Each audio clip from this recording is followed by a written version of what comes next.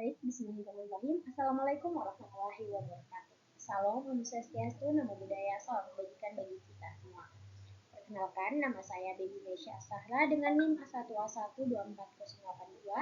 Di sini saya akan menjelaskan mengenai laporan penelitian saya pada mata kuliah Perekonomian Indonesia yang membahas mengenai transformasi struktur ekonomi Sulawesi Tenggara dari era kolonial hingga era otonomi daerah. Analisis historis institusional terhadap ketergantungan sumber daya alam dan pembangunan ekonomi berkelanjutan. Yang pertama ada profil narasumber dan metode wawancara. Narasumber kami yaitulah Haku, pemangku adat dan petani di Kecamatan Abeli, Kelurahan Bebuan Nirae, Kota Kendari, yang lahir di Yang pertama ada profil narasumber dan metode wawancara. Narasumber kami yaitulah Haku, pemangku adat dan petani di daerah Kecamatan Abeli, Kelurahan Bebuan Nirae, Kota Kendari. Nah, Lahaku ini lahir di Laha pada tanggal 31 Desember 1957. Usianya tepat 72 tahun.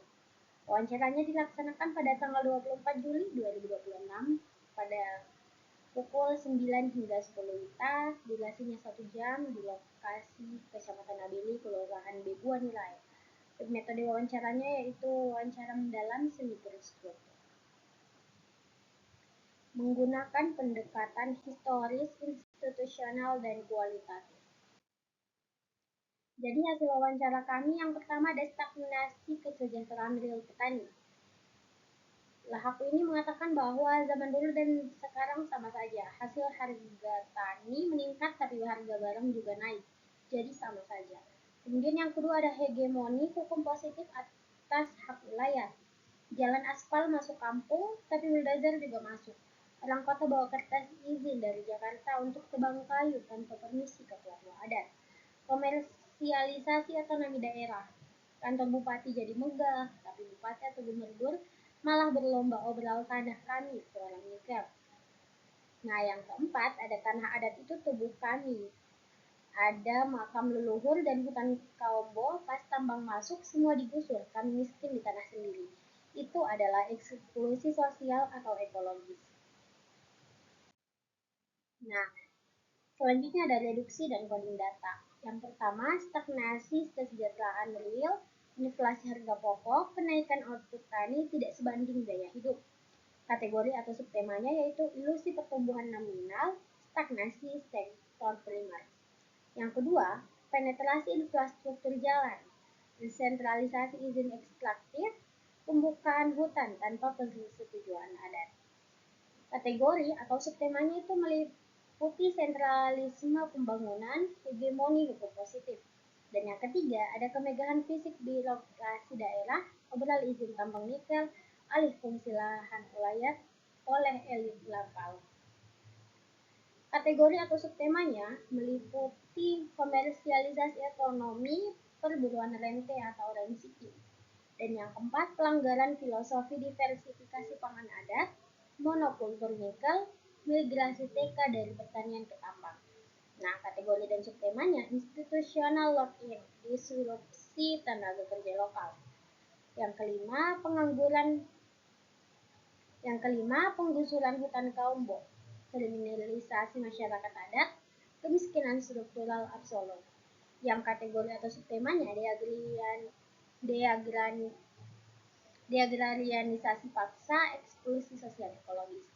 Nah, yang terakhir, absennya bantuan sektor pertanian, BLT konsumtif, hingga infrastruktur belum tuntas atau setengah jalan. Kategori atau subtemanya, defisit kebijakan inklusif, serta efisiensi belanja publik. Nah, yang selanjutnya ada analisis tematik. Yang pertama, ilusi pertumbuhan nominal.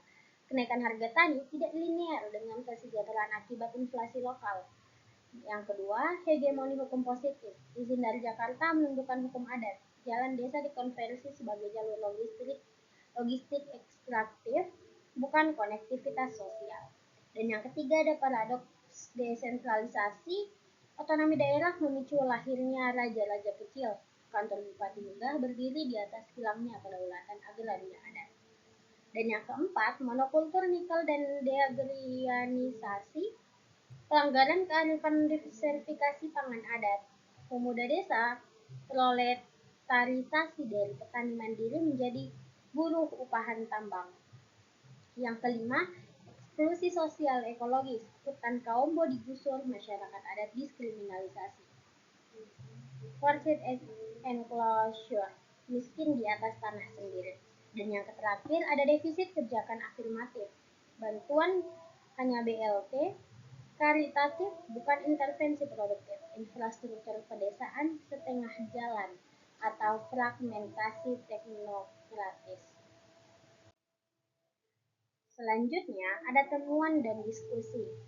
Kolonial dan Orde Lama itu penyedia komoditas primer, dualisme ekonomi, sektor ekstraktif versus pertanian rakyat subsisten.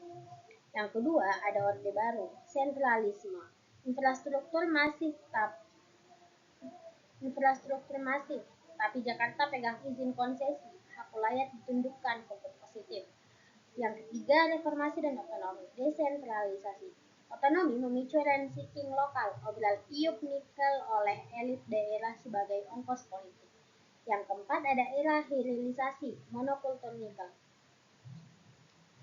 Deagrinianisasi masif, proletarisasi pemuda, kaum bawah musnah dieksploitasi.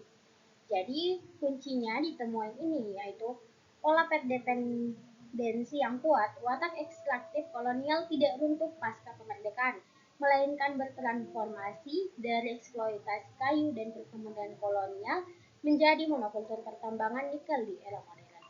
Pertumbuhan makro impresif, namun masyarakat tapak tetap stagnan secara struktural. Jadi kesimpulannya, yang pertama dapat dependensi belum terputus. Ekonomi sultra masih Ekonomi sultra masih melanggengkan watak ekstraktif dari enklave ekonomi kolonial menjadi monokultur nikel modern. Yang kedua ada ilusi pertumbuhan versus stagnasi mikro. Lonjakan nikel memicu inflasi lokal. Kesejahteraan real petani tetap stagnan lintas generasi meski PDRB meningkat. Dan yang ketiga, komersialisasi otonomi. Desentralisasi gagal. Elit lokal gunakan iup nikel untuk rent seeking dan biaya politik elektoral. Dan yang keempat, deagrarianisasi dan kerentanan pangan. Pemuda desa proletarisasi ke tambang, ekosistem pertanian hancur, hutan kaum musnah dieksploitasi.